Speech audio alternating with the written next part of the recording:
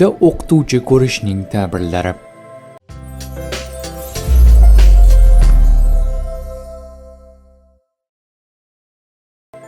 Ibn Sirinning aytishicha, tushdagi muallim ulug' va dono kishidir.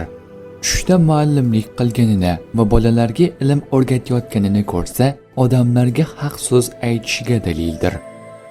Kirmoniyning aytishicha, tushda muallimlik qilganini va bolalarga ilm o'rgatayotganini ko'rsa, podshohga loyiq kishi bo'lmasligiga dalildir. Ja'far Sodiqning aytishicha, tushda muallimlik 4 narsaga dalildir: farmon beruvchiga, izzat va ulug'likka, obro'-e'tiborga, hukm qilishga. Ibn Sirinning aytishicha, tushda ustoz ko'rish nasihat va nasihatga dalolat qiladi. Kimki tushda o'qituvchidan biror narsa haqida so'raganini ko'rsa, bu ishonchli odamdan yaxshi va foydali maslahat olishiga dalil bo'ladi.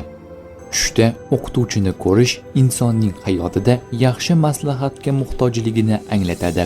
Chunki u hissiy munosabatlarda muvaffaqiyatga erishish uchun muayyan yo'nalishlarga muhtoj bo'lishi mumkin.